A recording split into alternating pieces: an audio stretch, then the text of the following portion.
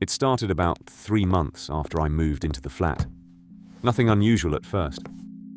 It's one of those older buildings, thin walls, creaky floors, the kind where you hear your neighbors more than you'd like to.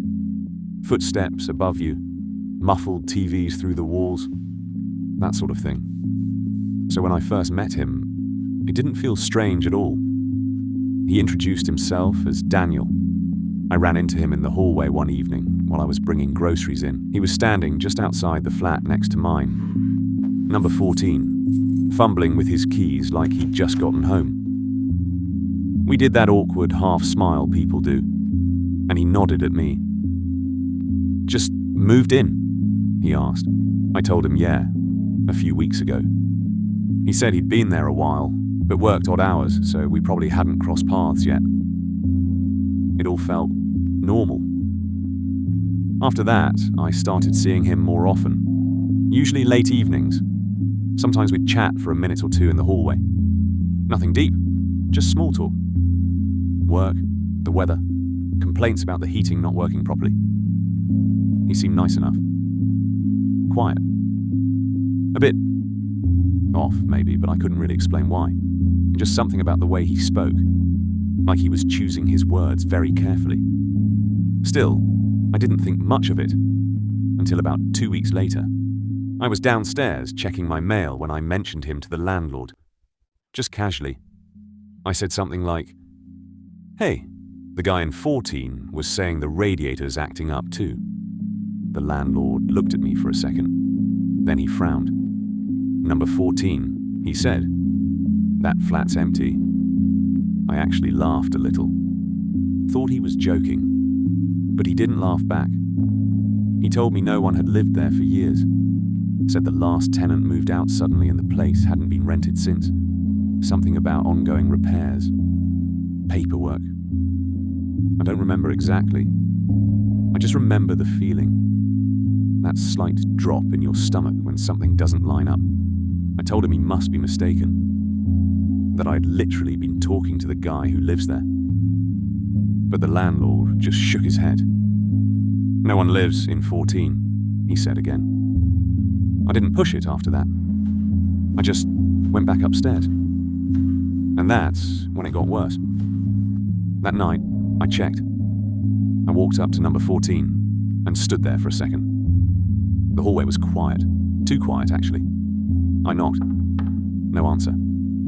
I knocked again, louder this time. Still nothing. But I noticed something then. The door. There was no name on it. No scratches near the keyhole. No signs of use at all. It looked untouched. Like no one had opened it in a long time. I told myself it didn't mean anything. Maybe Daniel just wasn't home. But as I turned to leave, I heard something. From inside, a faint sound like movement. I froze. "Daniel," I said, kind of quietly. The sound stopped immediately. No footsteps. No reply. Just silence. I didn't sleep much that night.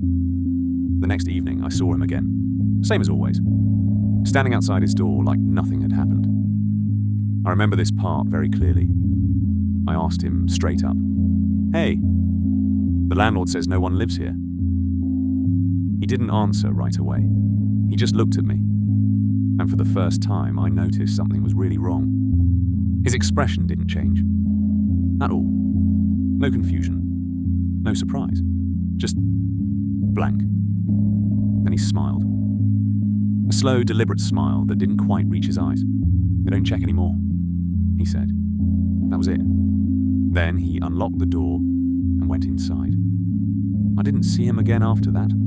Not in the hallway. Not anywhere in the building. A few days later, I worked up the nerve to ask the landlord to open the flat. He was hesitant, but eventually agreed. We went up together. I remember my heart was pounding the whole time. He unlocked the door, pushed it open, and the flat was completely empty. No furniture, no belongings, no signs that anyone had been living there at all. Just dust and cold air. The landlord turned to me like he was expecting an explanation. But I didn't have one. I still don't. I've tried to rationalize it. Maybe I got the door number wrong. Maybe it was someone visiting. Maybe. But none of it explains what happened next. About a week after that, I got a text. Unknown number. No profile picture. Just a single message. I can still see you. I changed my number the next day. I keep my curtains closed now, and I don't talk to anyone in the building anymore. But sometimes, late at night, I still hear movement in the hallway, right outside my door. And every once in a while, there's a soft knock. 3 times. Always at the same time, 3:17 a.m., and I never answer.